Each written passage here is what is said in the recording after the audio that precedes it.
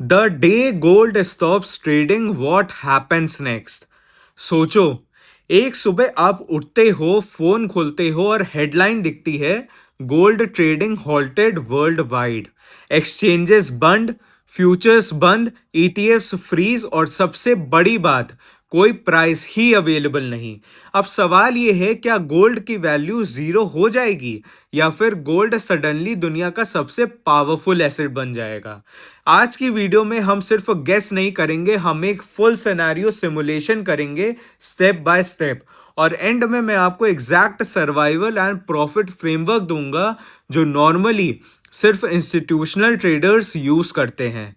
इसलिए video and तक जरूर देखना, क्योंकि लास्ट 5 मिनट्स में मैं वो बताने वाला हूं जो 90% इन्वेस्टर्स कभी प्लान ही नहीं करते। चलिए शुरू करते हैं। सबसे पहले क्लियर कर देते हैं इस वीडियो का गोल क्या है।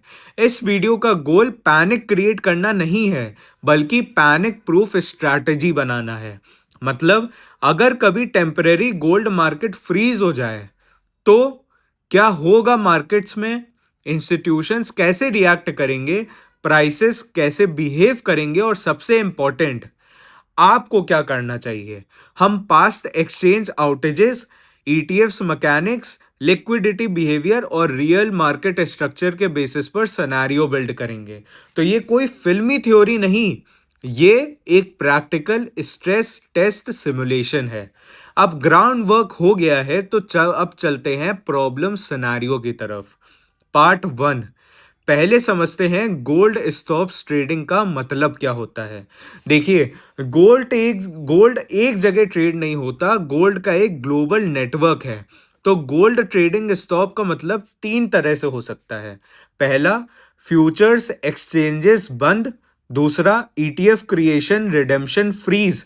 और तीसरा, फिजिकल डिलीवरी डिसरप्शन। और इंटरेस्टिंग बात यह है, हिस्ट्री में short term exchange outages already हो चुके हैं।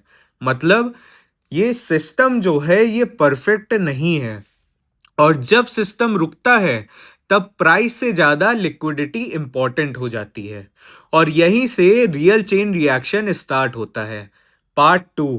जब प्राइस डिस्कवरी टूट जाती है, नॉर्मली गोल्ड का price futures plus spot plus ETF flow से डिस्कवर होता है, लेकिन जैसे ही एक्सचेंज बंद, प्राइस डिस्कवरी का इंजन ही रुक जाता है।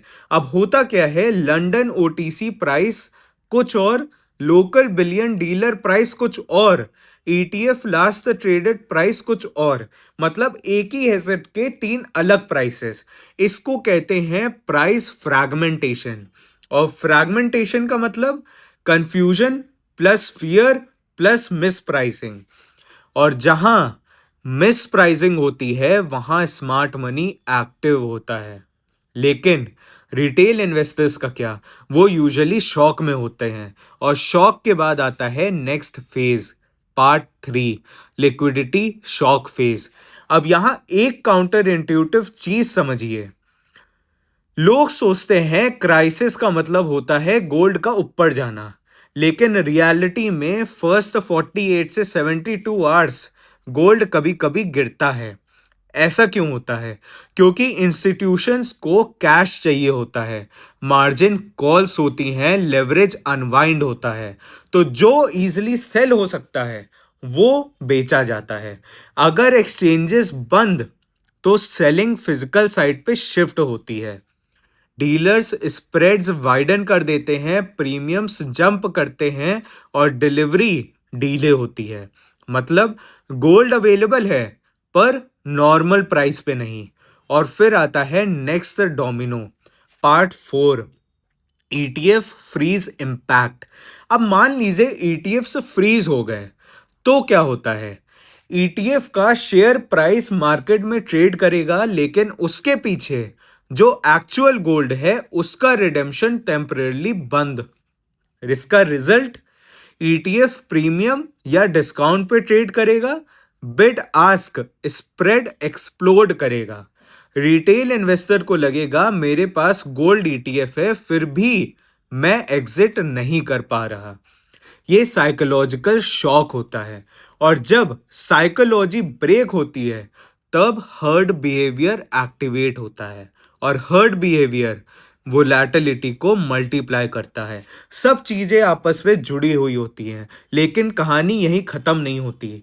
अब आते हैं पार्ट 5 में, सिस्टमैटिक रिपल इफेक्ट या फिर सिस्टमिक रिपल इफेक्ट। अब सोचिए, बैंक्स और क्लियरिंग हाउसेस को daily mark to market prices चाहिए। अगर प्राइसेस रिलायबल नहीं तो रिस्क मॉडल्स डिस्टॉर्ट हो जाते हैं, हेयर कट्स बढ़ते हैं, कोलैटरल डिमांड बढ़ता है, फंड्स दूसरे एसेट्स बेचते हैं। इसका रिजल्ट कंटेजियन इक्विटीज में दिखता है, फॉरेन एक्सचेंज में दिखता है और कमोडिटीज में दिखता है। एक एसेट का halt multi asset turbulence create कर सकता है। और अब सवाल बनता है, इस सिचुएशन में स्मार्ट इन्वेस्टर क्या करे? यहीं से हम मूव करते हैं सॉल्यूशन जोन में। अब पैनिक नहीं, planning, step by step. Step 1, सबसे पहले वेरीफाई, रिएक्ट नहीं रिस्पॉन्ड। सब न्यूज सही नहीं होती। एक्सचेंज होल्ड का मतलब परमानेंट शटडाउन नहीं होता। ऑफिशियल अपडेट्स चेक करिए, इशुअर नोटिसेस देखिए और रूमर्स इग्नोर करिए। स्टेप 2, फोर्स्ड सेलिंग अवॉइड करो। अगर लेवरेज्ड हो, ब्रोकर से बात करो, टाइम लो, फायर सेल मत करो। फोर्स्ड सेलिंग का मतलब होता है परमानेंट लॉस होना। Step 3, paper versus physical balance. सिर्फ ईटीएफ या सिर्फ फिजिकल, दोनों एक्सट्रीम्स रिस्की है। बैलेंस एक्सपोजर रखो, लिक्विडिटी प्लस सेटलमेंट इंश्योरेंस दोनों का मिक्स। स्टेप 4, एग्जिट रूट्स पहले से प्लान करो। इमरजेंसी में ऑप्शंस नहीं मिलते, ऑप्शंस पहले प्लान किए जाते हैं। Alternate exchanges, OTC dealers, cash buffer, ये सब पहले से रेडी होना चाहिए। Step 5, price divergence is equal to opportunity. Spot versus local premium gap कभी कभी आर्बिट्रेज क्रिएट करता है, लेकिन ये बिगिनर्स के लिए नहीं, काउंटर पार्टी रिस्क हाई होता है इसमें। Step 6, custody clarity, vault gold allocated या अनएलोकेटेड, विड्रॉल रूल्स समझो, इंश्योरेंस वेरीफाई करो। पेपर क्लेम और फिजिकल एक्सेस अलग चीज है। Step 7, long term truth, gold insurance है, ट्रेडिंग टॉय है, एक खिलौना। एलोकेशन डिसाइड करो, ओवर एक्सपोजर अवॉइड करो, स्ट्रैटेजी इमोशन से ऊपर रखो। तो अगर कल गोल्ड ट्रेडिंग रुक भी जाए, वर्ल्ड एंड नहीं होती। लेकिन जिनके पास प्लान नहीं, उनके लिए फाइनेंशियल अर्थक्वेक जरूर होता है। अगर आप चाहते हो, नेक्स्ट वीडियो में मैं दिखाऊंगा 72 hour gold market freeze back test, portfolio पे एग्जैक्ट इम्पैक्ट। कमेंट करो फ्रीज टेस्ट ताकि मैं वो वीडियो बनाऊं।